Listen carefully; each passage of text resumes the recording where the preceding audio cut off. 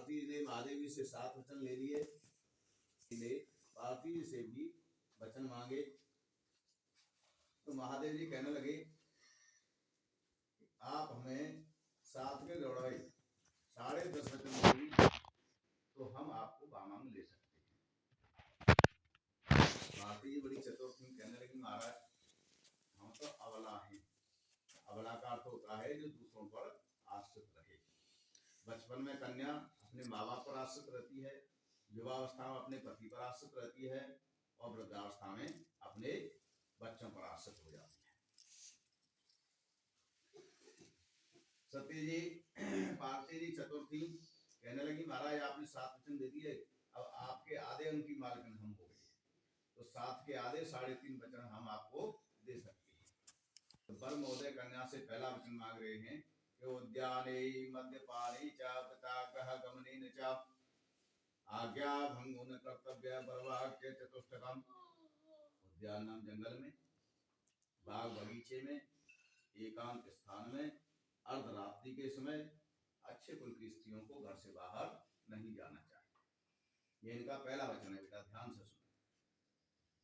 दूसरा वचन है इनका उद्याने मद्यपाने च, जो व्यक्ति मदमस्त है, मदमाता है, उसके दर्शन नहीं करने चाहिए। तीसरा वचन कहा कि पिता ग्रहे गमनेन च, आज के बाद पिता के घर पर बिना बुलाए नहीं जाओगे। सबसे बड़ी समस्या है। क्यों? कि पुत्री जो है अपने पिता के लिए बहुत प्यारी होती है, इसलिए बार बार उसको जो है मन करता है कि मैं अपने घर पर जाऊं। लेकिन सती जी जो हैं अपने पिता के घर पर गई थी, यज्ञ हुआ था, उसमें बिना बुलाई चली गई तो उनका अपमान हुआ था। इसलिए जहां पर अपने पति का आदर नहीं हो ऐसे स्थान पर बिना बुलाए नहीं जाना चाहिए। कोई उत्सव हो रहा है, विवाह शादी है, निमंत्रण नहीं पहुंचा है आपके लिए, वहां पर ऐसे समय पर नहीं जाना चाहिए। लेकिन 2 समय ऐसे हैं जिनमें बेटी जो है पिता के घर पर जाती है, भैया दूज है, रक्षाबंधन है, इनमें बिना बुलाए भी जा सकती है। कि मेरी आज्ञा का पालन करना होगा। आपने कह दिया घर के कार्य करने, घर से बाहर नहीं जाना है, और घर में कोई अग्निकांड हो जाता है या महादेव जी कहने लगे आपत्ति काले मर्यादा नास्ति। आपत्ति के समय पर शरीर की रक्षा पहले है, मर्यादा पीछे हो जाती है। तो जब शरीर रहेगा तो सब मर्यादाएं हो जाएंगी, और शरीर ही नहीं रहेगा तो मर्यादा क्या करेगा। तो आपत्ति के समय पर ये मर्यादाएं नष्ट हो जाती है। कुछ विद्वानों ने और भी कहा है, यादव धर्मधरा कुटुंब सुखदा मिस्टर प्रिया भाषणे क्रोधालस्य निवारका सुपरि आज्ञानंद प्रबद्ध शासन परा धर्मानगा साधरम एति स्वामी गुण सत्यम भामेय सात्वम भव। सबसे पहले बेटा आप जो है इनके धर्म को धारण करोगे। इनका जो गोत्र है उस गोत्र में सम्मिलित होने जा रही हो, कछवाए गोत्र में, ठीक है। आपका जो गोत्र है वो जो है यहीं पर रह जाएगा। धाकरे गोत्र से संबोधन नहीं होगा। धाकरे गोत्र से संबोधन कब होगा? जब तुम्हारे बच्चों की शादी होगी तब।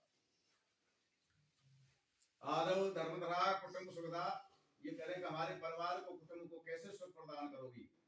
मिष्ट प्रिया भाषण, मीठे और प्रिय वचन बोलकर, और क्रोध और आलस्य या पनवारी में छोड़ के जाना पड़ेगा। गाजियाबाद में क्रोध और आलस्य नहीं चलेगा। आप क्रोध करोगी तो भी बुरी बन जाओगी, आलस्य करोगी तो भी बुरी बन जाओगी। इसलिए क्रोध और आलस्य का जो है त्याग करना होगा।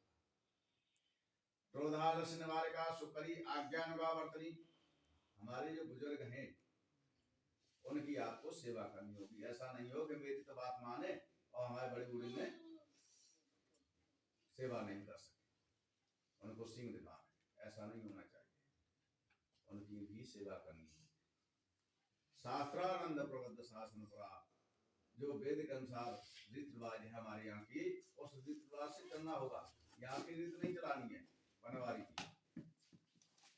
इनके यहाँ की जो रीति है उसके अनुसार चलना।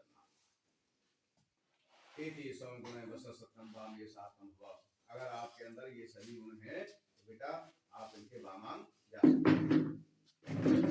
ये वचन सुने ध्यान से, देने के लिए तैयार हो, हाथ करो दोनों आगे की तरफ, सीधो हाथ। और हम दोनों एक दूसरे के लिए वचन देते हैं, इन वचनों पर जीवन भर चलेंगे।